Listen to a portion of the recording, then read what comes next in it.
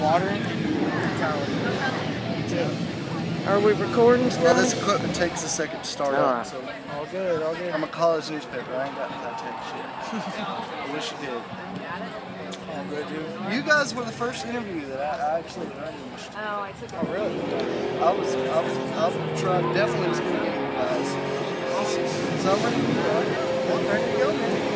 You good, Mom? Are we on video? Hi, my name's Scotty Brown. I write for The Stallion, and I'm here with the lead singer of Nothing More. Go ahead and introduce yourself. My name's Johnny Hawkins. I do lead vocals and also play some auxiliary drums in our show. Wow.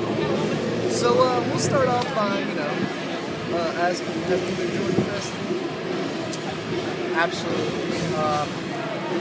It's always cool to play with all these bands, man. They're bands I've been wanting to see live for a long time. The only thing I wish there was air conditioning everywhere, but other than that, man, it's great. These festivals are unreal. You can always go to the arts lounge. I just found out about that, and I went in there, and I had to go straight out and go to press, but that was ridiculous. It's amazing. They had like video games, like 80s, like arcade style video games, and open bar, and it was pretty legit, man. So we'll talk about the new album. The new single. Now is the time.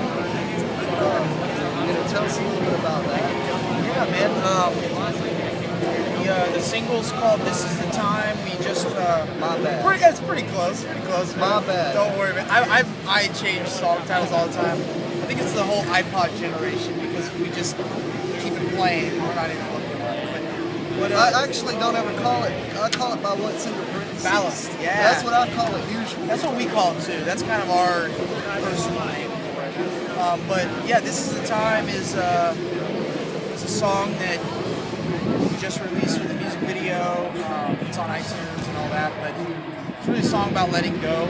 And there's a lot of things I think in life that there's times when you have to hold on, and there's times when you have to let go. And I think for most people, letting go is the harder process than holding on. I think it's a little more instinctual to hold on than it is to let go. So the song's about kind of dealing with that struggle, whatever it is in life, whatever hardship you're going through, and trying to find some sort of peace in the chaos. So am I allowed to ask you about a particular song on that? Oh, you asked me on anything. Price and copyright. I gotta know what is the message behind it? It seems like it's about marketing almost. It's funny because that song, as we intended, kind of stir up some dirt on both sides of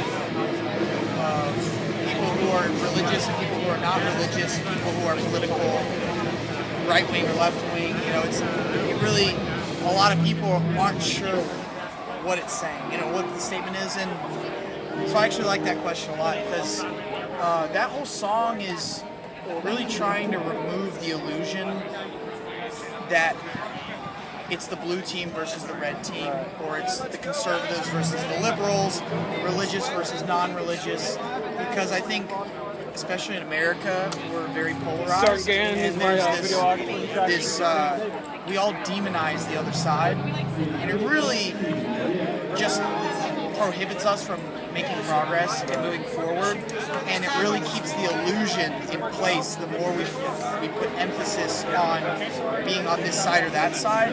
And underneath all of it, what the song's really about is about dogma, which I know that's kind of a philosophical word for some, but really all it comes down to is whether people are open to the idea that they don't know everything or they're not.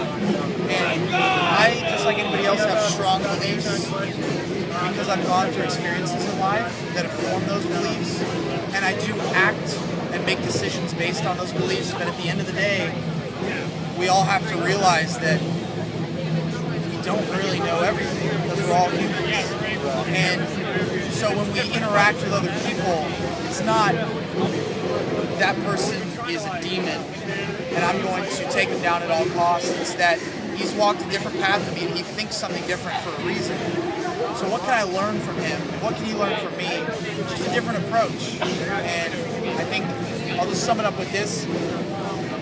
In this country, we've traded conversation for people that just want to scream loud at each other, rather than actually having a conversation and actually fixing problems. And that fucking pisses us off. And that's what that song's about. Christ copyright. You can say whatever you want. All right, good. Everything flies. All right, I will.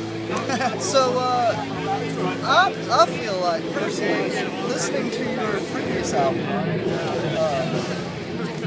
there's a lot of different musical experiments that you guys do. You know, to me, the albums sound, different. Did you intend to make it that way, or is that just how the creative juices flow?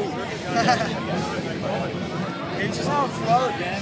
We were fortunate enough to not be on a label at that time and not have any pressure from anyone who'd put money into the project to get it out and finish it.